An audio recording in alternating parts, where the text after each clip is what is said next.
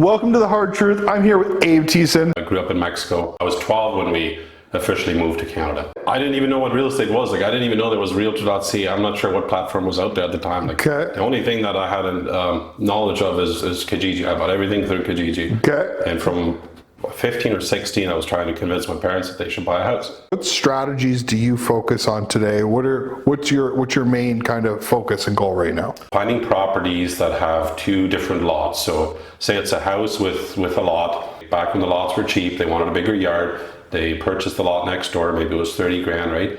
And the way it works in Ontario is they merge together. So years and years have passed and people don't realize that it is two different lots. So that's one of our strategies to buy the property, and then we split the lot on closing. So your goal is to sell the house and keep the lot. Ideally, we want to make money on the house, which is right now in this market really hard. Yeah. So our goal is to at least break even. Doesn't always happen. Sometimes we're left with a little bit of a negative spot there, but we still have that lot that's worth, well, in Ontario, building lots are anywhere between 100 and 250, no matter where you go, right? Do you got a map in your house of where all your lots are around Southwest? Yeah, I want to send me a picture of that sometime. I'd like that.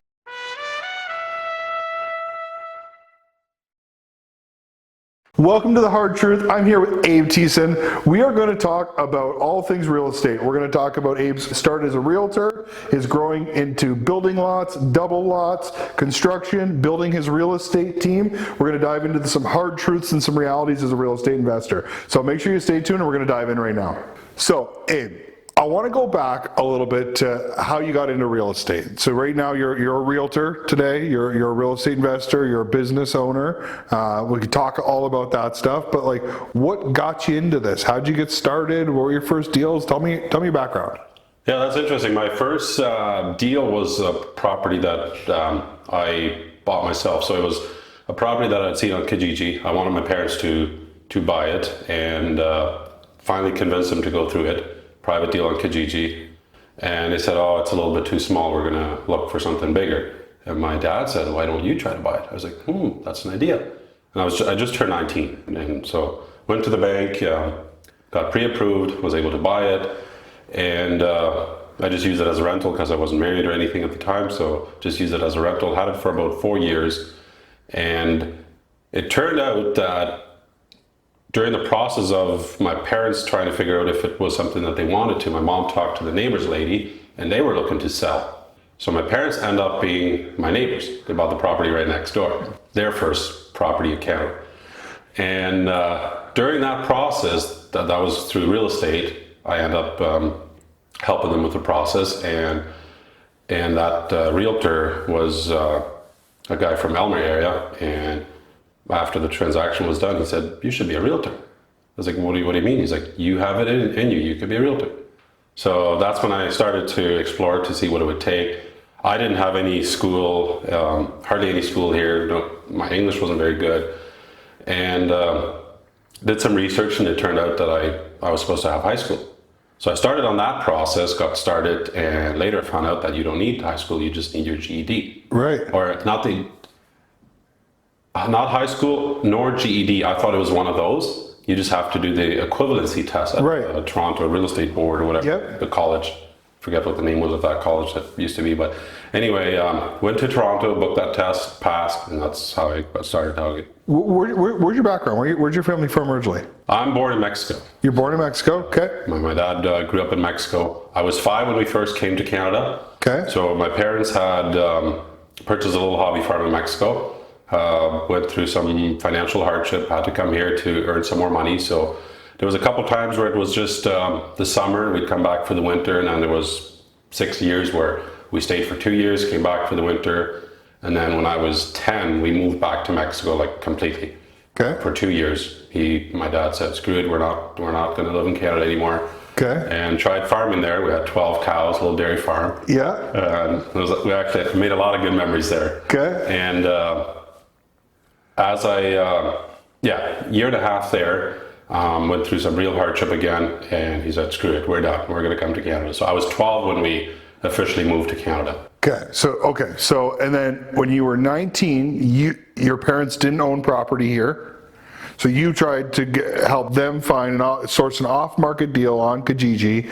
You bought it. I didn't even know what real estate was. Like, I didn't even know there was Realtor.ca. I'm not sure what platform was out there at the time. Like, Okay. the only thing that I had knowledge of is Kijiji. I bought everything through Kijiji. Okay. And from 15 or 16, I was trying to convince my parents that they should buy a house. Right. I just knew that, because we moved so many times. I think my parents moved close to 20 times by the time I moved out with them. So my little guy can relate to that. My 5-year-old just did his 11th move. We moved a lot. Sorry, Knox. Okay, so you're 19, did that first deal. From that first deal, your parents bought the neighboring house.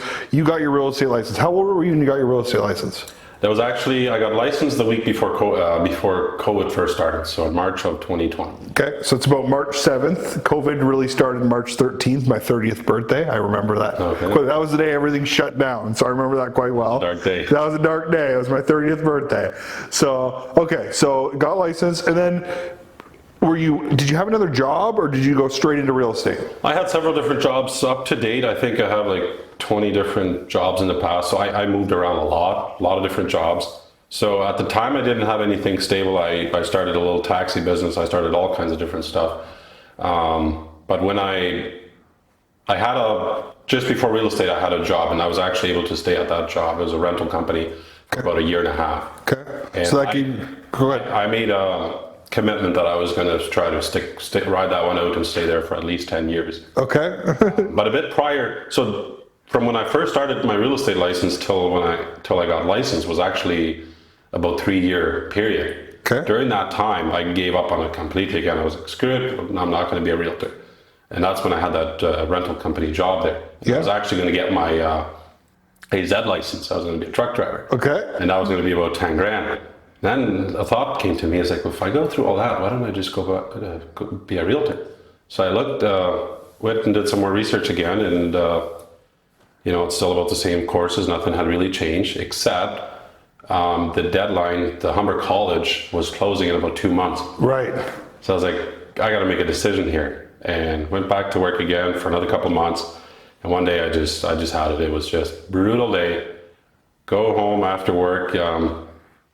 Look at real estate again. Went on the hummer.ca website, and they're closing in 2 days. I had 2 days to sign up. That was the night I made the decision. I'm going to buy all the courses, and after that I just hammered down. I went through a tutoring class in Toronto, and then about 3 months after going to Toronto every single 6 days a week, I got that completed. So when you got your real estate license, you had one property at the time. Yeah.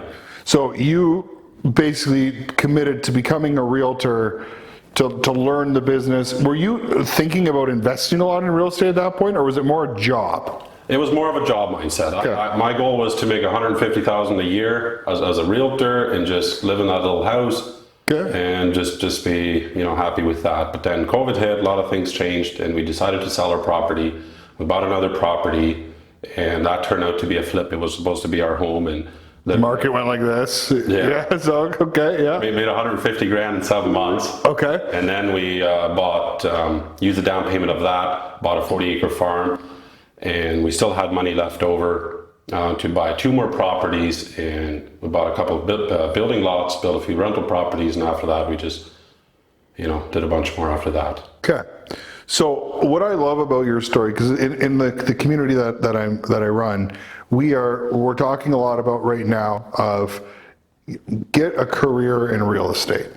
Don't quit your job and borrow a bunch of money from people.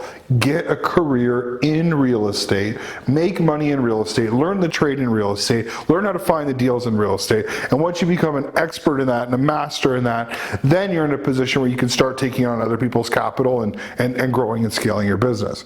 So you kind of buzzed through that of, I bought a couple of building lots, built a few rental properties, and now I'm here. So I guess go through that. So you bought a couple of building lots, and you started building rental properties from scratch. Like, is that like a duplex, a single family? We did 2 duplexes. Okay. 3 actually, 3 duplexes. 3, and did you hire a builder? Did you build them? Did you GC? I was the general, so it was actually me and a few other friends. We partnered up on that. So one we did ourselves, 2 we did with 2 other guys. Okay. and went through a credit union. Were able to finance the project during COVID. It was easy to get money, so Yep. yeah, we did two, and then we sold them just pretty much at the peak of COVID, just before things started to come down, and we were lucky that we did. Perfect. We really cashed out on those two. So Okay, cool. And so let's dive into what you're focused on today. Like what strategies do you focus on today? What's your main kind of focus and goal right now? I've never been a fan of rental properties. I know there's a lot of people that have tried to convince me to get into rental properties. It's just never been my field. And why is that? Why is that? Why not rental properties? I think as a realtor, I've done over 250 deals myself in these 5 years, and as a realtor, you just see a lot of crazy stuff. And I've had tenants before. We still have a couple of rental properties dealing with the tenants, and I don't know. I can't give an exact reason why I don't like it, but I think there's so much other opportunities, and I see rental properties as a more long term, which for me, it's one thing, it's too boring. I like the in and out and make money, move on again. Yep. The properties are just way too boring for me. I know I should probably do more than I do, maybe long term. I don't know, but Well, we're going to talk about the strategy that you're doing right now, and I don't think you should do anything but that strategy. What you're saying right now is what I refer to as rental properties are more boring long term. What you do has a higher velocity on capital. Your capital is turning over a lot quicker. It's more active. You go to work every day, you're turning it over. Where rental properties, if you get a good tenant, which there are good ones and there are bad ones, it's set it and forget it. It's build wealth in the background. But you're at the forefront of things. You're up early, you're home late, you're doing it all. So you never did the rentals, you got into the building lots, you built some duplexes, and kind of go from there. So the two main strategies right now are flip. Well, they're all flipping. It's all flipping in and out. But one of them is we try to find deeply discounted, dilapidated properties, and we work with a couple very good wholesalers. These are very exclusive wholesalers that are primarily looking for deals for us right now, all over Southern Ontario here, and they are anywhere from 20 to 40% discount off of like as is appraisal value, like just hugely deeply discounted properties. So we kind of do that to create the cash flow needed to buy more properties. And then the other strategy is finding properties that have two different lots. So say it's a house with a lot, and maybe years and years ago, back when the lots were cheap, they wanted a bigger yard. They purchased the lot next door, maybe it was 30 grand, right? And the way it works in Ontario is they merge together. So years and years have passed, and people don't realize that it is two different lots. And so that's one of our strategies to buy the property, and then we split the lot on closing. So there is a way through the Planning Act that you don't need to go through a severance application through the county, because once it's the way it works is, if it's a full lot on the original subdivision plan, it will always be a lot, unless there's a deeming bylaw against it or there's anything registered against the deed, which there's certain townships they do that. There's you got to read the fine print. Lots there is subdivisions that were created years and years ago, but they don't have town water and sewer, and therefore the lots are too small now, and the whole plan is just there's a deeming bylaw against it. You can't do anything with it. Right. You created a new plan again. So those are properties that we can't do, obviously. But the sweet deals are the little houses, 400,000, 500,000, 600,000 that have an extra lot. And so some of the gold in your strategy is when you're buying these properties, some of the key is the house actually has to be on one lot, right? The house can't, like, this strategy doesn't work as well if the house is in the middle of two lots. That's right. There's a lot of properties that have two lots, but they bought two lots just to have a big estate lot, and then they built a house right in the middle. So that doesn't work. That doesn't work. So you're finding it where the house is on one lot, and it almost looks like a side yard or a backyard, but that's a separate pin. Yeah. And this is what blows blows some of my investors' minds and my clients' minds, because we do a ton of business with Abe, and Talk to us about the planning process. You're severing lots. This must take months of planning, right, Abe? Yeah, through a normal severance, it does, like minimum 6 months. You have to go, you have to get a site plan, you have to get, and nowadays they even want you to put the building that you're going to build on that site plan in order to do a severance. It used to be you could just do a severance and then later decide what you want to build. Right now they want to know right up front what you're going to build. Right. If you're just severing that off to sell the lot, well, you don't know what the next investor is going to build on there, right? So it's a very, very lengthy process. The quickest I've seen it is 6 months that it takes people, and sometimes even up to a year. But when you're doing this, how long does it take you? Well, there is really no, literally on closing date, we separate them. We take ownership of, say, lot 1 and lot 2 as separate properties. If we do it under the same name or the same company again, they merge again. So we have a strategic way of doing that so that they keep, that they stay separate. They separate. And then your goal on these isn't, and then what? So you buy a house, you're buying it at a discount. There's a house and a lot, and you're closing different titles. Then what? Then we try to, and some of these properties don't need any work. Sometimes they're perfect, sometimes they're rough condition, and we're not necessarily getting a crazy good deal because these are properties that are on MLS. So they're just any homes. They're not really like a flip property that has a lot of room to improve the value of the house, right? Right. We try to do a bit of landscaping. We try to improve the value a bit, stage it, and then sell it and offload it as soon as we possibly can, just to get our money out again. So when you say there's not a lot of profit, there's not a lot of profit on the house. So your goal is to sell the house and keep the lot. Ideally, we want to make money on the house, which is right now in this market really hard. Yeah. So our goal is to at least break even. Doesn't always happen. Sometimes we're left with a little bit of a negative spot there, but we still have that lot that's worth, well, in Ontario, building lots are anywhere between 100 and 250, no matter where you go, right? Right. There's still lots of equity in that lot. So we have the lot free and clear. We keep that and just move on to the next property. Do you got a map in your house of where all your lots are around Southwest? Yeah, I want to send me a picture of that sometime. I'd like that. This is, and I sing your praises to everyone I meet. I love this strategy, and I love everything about the way you're busy building your business. How old are you, Abe? I'm 27, turning 28. You got to think about that. Yeah. So not even 30 years old. And what I love about this strategy is it's really encompassing all of the things that I'm talking about in real estate now, because the rules are changing. Okay, the rules that I got taught, I was 25 when I went to my first real estate workshop. Abe and I met at a real estate event. And what I was taught 10 years ago now, or 12 years ago, I'm getting old, is very different than the strategies that work today. So the number one thing is you're making money on the buy by getting a discount. You're making money on the commissions. You're getting paid as a realtor.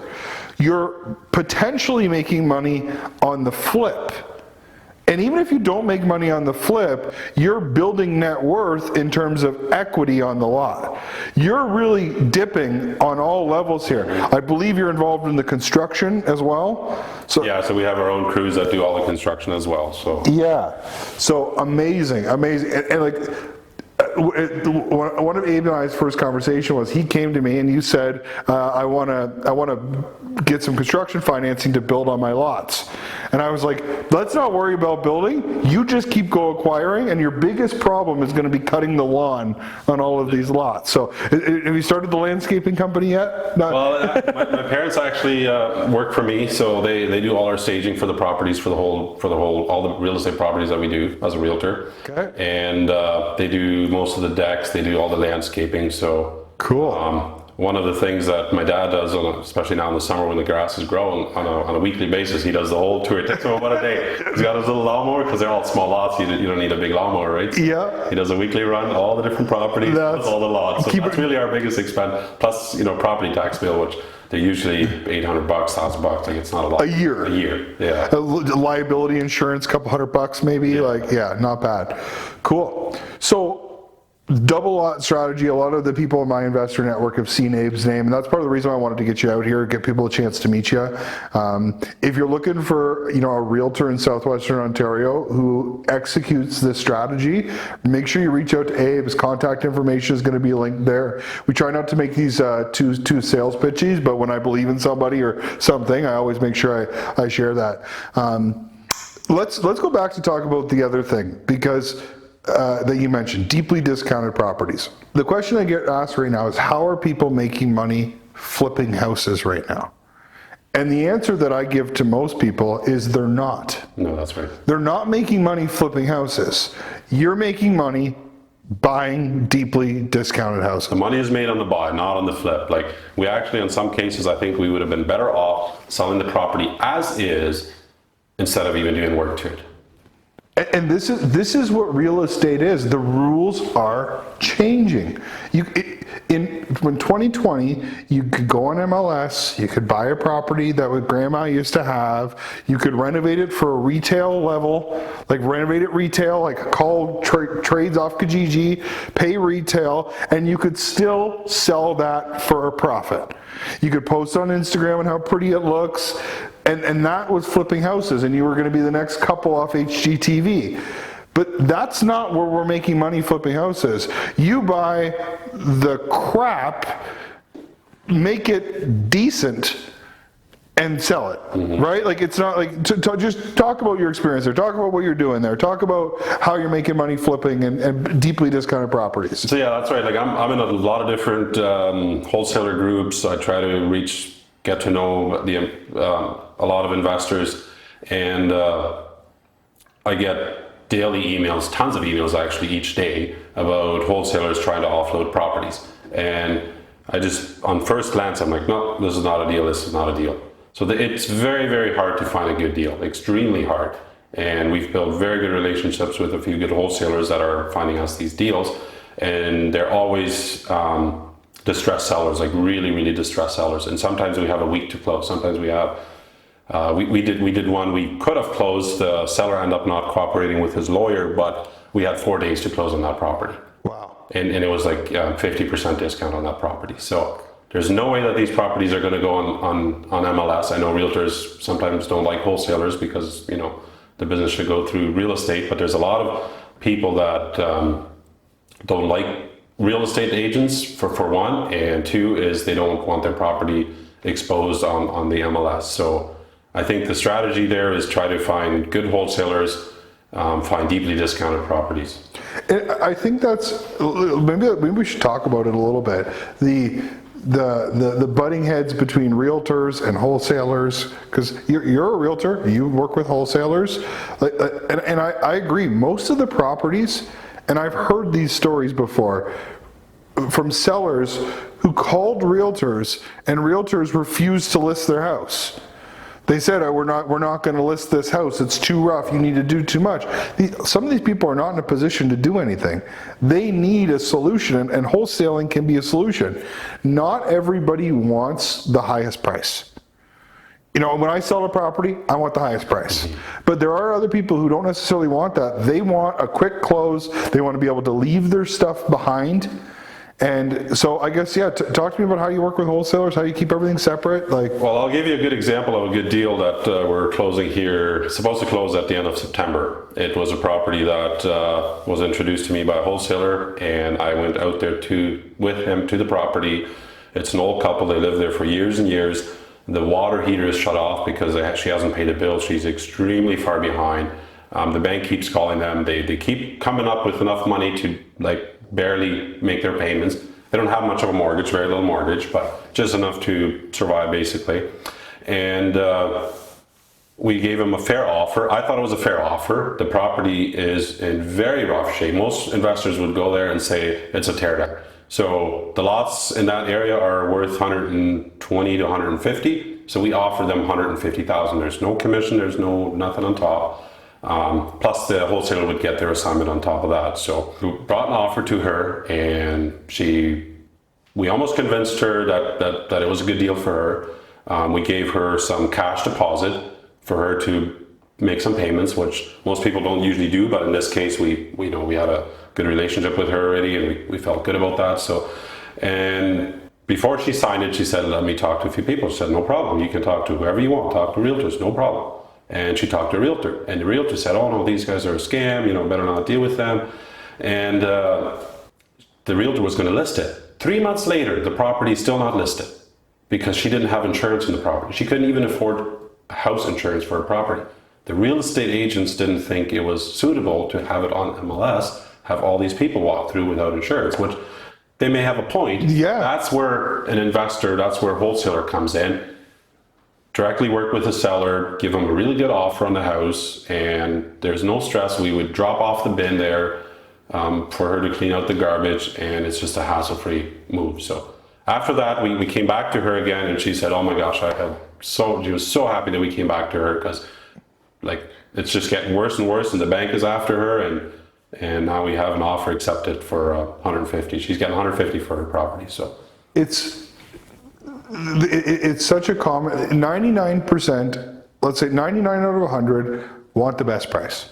And that's okay. But there's one person out of the 100 who needs help. And they're giving more money in their pocket months down the road doesn't help that person today. You came up with a solution. The solution was we can close quick, we can help, we can provide money before all those things, and that's sometimes the missing link between people, and and you did it the right way. It is a scam if you're like, no, don't talk to anyone. You gave them an opportunity to go to market, to go anywhere you wanted, and they still came back to you because your solution was better. Mm-hmm. So I love that. Can you talk a little bit about some of the stuff the wholesalers are doing to drive business off market? Is it the standard? Is it bandit signs, mailers? They do a bit of online ads. A lot of it is bandit sign, mailers, and there's a few other strategies. They have bin guys, right? Like the garbage bin guys. Most of them, they know all the bin guys. They're always the first contact if there's anybody that they think is distressed property. Those are the first call. I gotta say something here. This is awesome. I love that you said that, because this has been my hack for years. When you go into a new real estate market, and let's say you're going to get your hands dirty. When I came to Grand Bend, where we are now, I had no contacts here. So the first property, we were doing the demo ourselves. We were cleaning it out. And on the way into town, there's a bin guy. And the bin guy, Hoffman's, shout out Jamie. I called Jamie and I said, I need a bin. So he came and dropped off a bin. First bin, I was like, hey, I know we got a plumbing issue. Do you have a plumber? Yeah, for sure, call this guy. An hour later, the bin's full, come back. I think we're gonna need an electrician.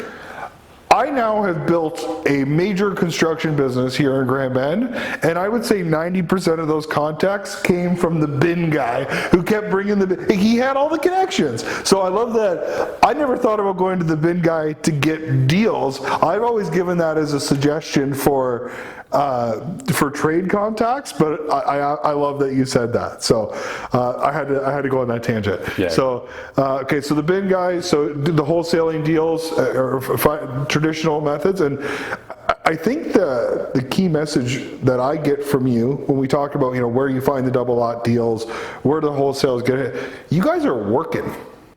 Yeah, we're working hard. Like a lot of late nights, a lot of weekends. Yeah, so maybe we'll dive a little bit into kind of like maybe that's a transition into like the hard truth here. For if you're talking, I like to give you kind of two contexts. So one is if we're talking to a newbie real estate investor, like never done a deal, like they want to get into real estate, bright-eyed and bushy-tail, what's the hard truth?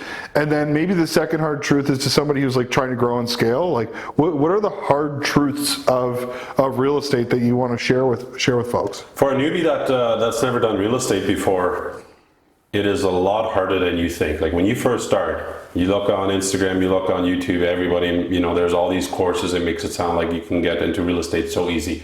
Getting in is hard. Unless you bought a property years ago and you've got some cash or equity in there, getting started is very hard. But once you start and you keep going, 12 months later, 2 years later, 5 years later, like it's incredible what you can all, and again, like you mentioned about the contacts, the people you meet, the contacts that you have, and they have all the resources. That's all this game is about, in my opinion, is networking, contacts. So the snowball effect. Yeah. Right. I love it. And you said something there, which I think it's a Jim Rohn quote. I could be wrong. Your 1 year goal is too high. Your 5 year goal is too low. And when I did my first real estate program, I remember we had to do our 1, 5, and 10 year goals. My 1 year goal, I failed miserably. I wasn't even close to my 1 year goal. But by year 4, I had already hit my 10-year goal. So I'm a big believer in that. So it really aligns with what you're saying. Like, it's hard. It's hard to get started. It's hard to do the first deal. Unless you're crazy capitalized and have a ton of money, well, maybe it's easier. But if you're trying to grind this out and build your wealth, it's hard for that first. But once the momentum's going, I would say you're pretty established now. You have quite a few properties, quite a lot of building lots. You know, what's the hard truth for somebody who's done their first 5 deals and like they're maybe now they're thinking about leaving their job or they're moving more, you know, what's the hard truth for that person?